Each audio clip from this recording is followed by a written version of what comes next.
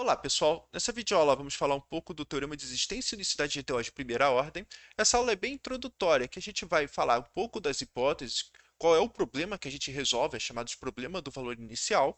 Vamos iniciar o teorema e vamos explicar geometricamente o teorema.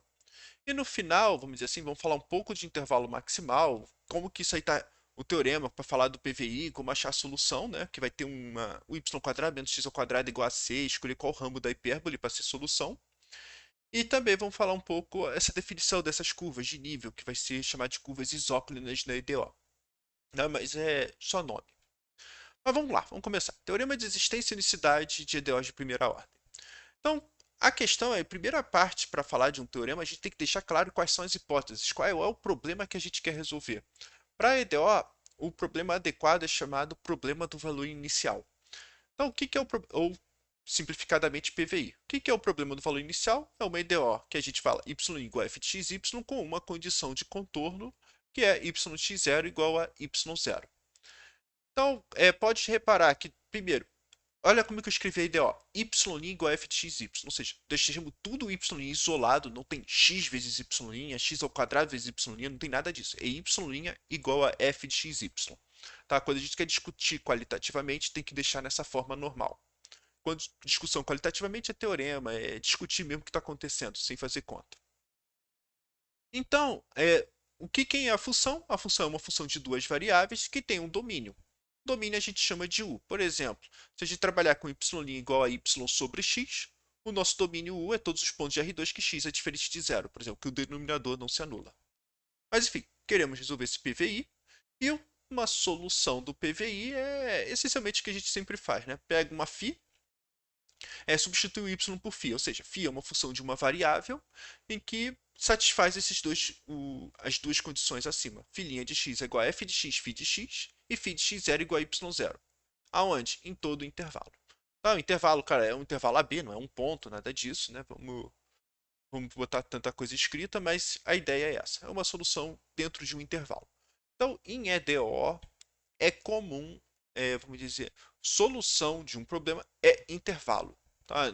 Por exemplo, se a gente achar a solução, sei lá, y igual a 1 sobre x, ou φ de x igual a 1 sobre x, tem que decidir pelo PVI se o x é maior que zero ou x menor que zero. X diferente de zero não é solução, tem que separar em dois intervalos. Tá? Vamos explicar um pouco disso, na verdade, em outra aula. Então, o que diz o teorema de existência e unicidade? Eu pego uma função de duas variáveis, contínua, e que a gente só pede mais uma condição técnica que del f e del y também seja contínua. Então, olha a escrita aqui toda, que se a gente não desenhar, se não tiver na memória, a gente vai esquecer fácil. Pega um ponto x0, y0, para a gente falar de PVI. Pegamos um retângulo dentro desse conjunto U, que está o nosso x0, y0. E o que eu estou dizendo é que existe uma única função φ em algum intervalo suficientemente pequeno, normalmente o intervalo é aberto, que é a solução da PVI. Quem é esse intervalo ou o tamanho desse intervalo, não faço a menor ideia. Então, vamos explicar a ideia. O que quer dizer não faço a menor ideia? Existe, você consegue até dar uma cota para o intervalo, mas qual é exatamente esse intervalo, não, assim, qual o maior intervalo possível, não sabemos. Tá? Então, a gente só tem um intervalinho. Então, vamos explicar isso aqui geometricamente. Então, nós temos esse domínio U aqui, né, que eu botei essa elipse só para não dificultar tanto. Peguei o ponto x0 e y0 dentro dessa elipse, vamos dizer assim. E o que acontece é que a gente vai pegar um retângulo que esteja dentro do domínio U. Olha que eu botei AB, CD, tá? AB nas abscissas e CD nas ordenadas. Então, é AB cartesiano CD, esse intervalo. E a gente deixa o x0 e y0 no centro desse retângulo. Então, vou apagar algumas coisas aqui para. Então, a gente só vai trabalhar dentro desse retângulo. O teorema só agora trabalha nesse retângulo. E o que diz nesse retângulo? Que existe um intervalo, tá? Ou seja, quando a gente trabalha com intervalo, nas abscissas, é duas retas verticais. Ou seja, a gente vai estar dentro desse retângulo a vida toda. Então, a parte abscissa é chamada de intervalo I, que não sabemos medir, como que eu disse, só dá algumas ideias, ou uma cotinha inferior, vamos dizer assim. E temos uma única solução φ, que é única função φ, que é a solução do PVI, que o domínio está nesse intervalo. Graficamente, ou seja, o gráfico de φ é dado por ele tem que passar pelo ponto x0, y0. É isso que diz, ou seja, que esse φ existe. Tá? Essa que é a ideia para algum intervalo pequeno. A questão é que o φ está definido num intervalo pequeno? Não, a gente só garante que está. Mas, enfim, aí vem a segunda pergunta. Qual é o maior intervalo? Até onde esse φ está bem definido? Até onde eu consigo estender essa curva de modo que ainda seja a solução de EDO, da EDO desse PVI, né? Então, novamente, considero o PVI com as condições do teorema de existência e unicidade e pego a solução dela. O maior intervalo que isso acontece, que é a solução, é chamada de intervalo maximal. Então, se a gente tiver a expressão da φ, a gente acha o maior intervalo possível. Como eu disse, isso aqui a gente vai falar um pouquinho melhor em outra videoaula com um exemplo, só para ter umas ideias. E o gráfico de φ é chamado de curva integral. Tá? Então, quando a gente fala do teorema, a gente desenhou uma curva. Aquela curva que é gráfico é solução. É chamada de curva integral. Então, vamos voltar ao nosso exemplo da aula anterior de campos de vetores, que é o y' igual a x sobre y. Então, o que nós temos? É a solução geral, a gente já viu que é y² menos x² igual a c. A gente sabe isso, tem essa informação.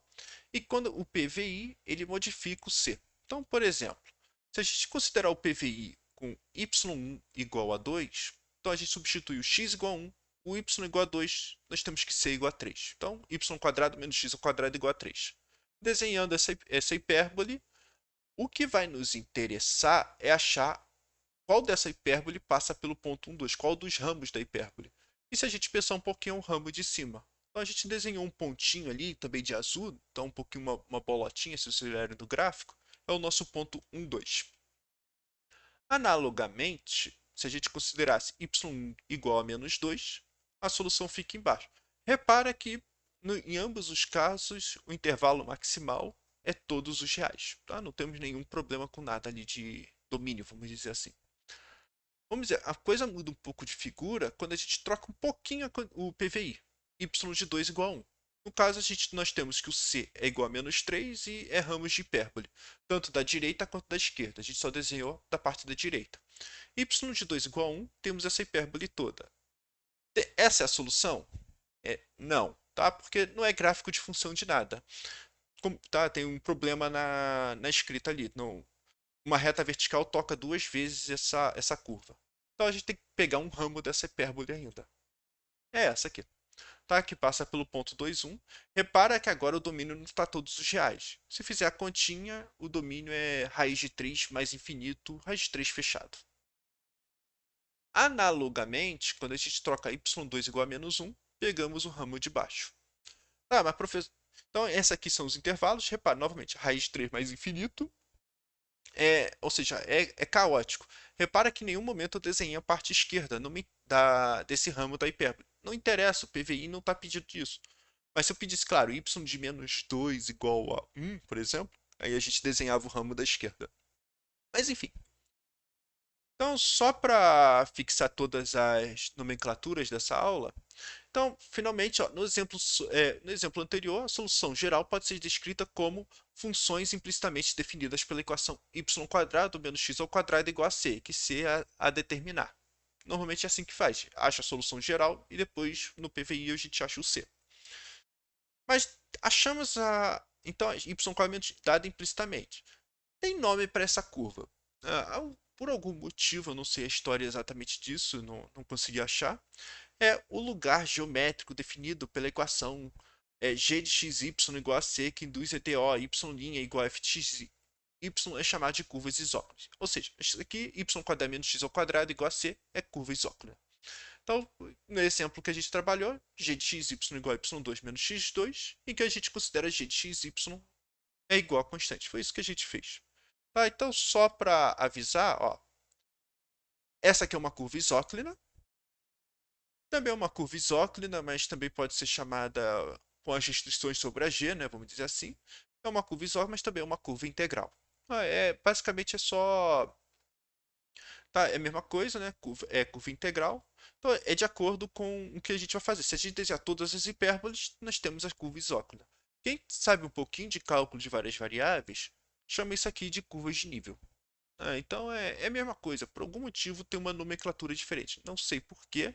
Era, na verdade, esse método de campos de vetor, de achar solução, era chamado de método das curvas isóclinas por algum motivo, mas eu não sei o porquê disso, né? Pelo menos quem souber, bota aí nos comentários que eu acho que vai ser interessante.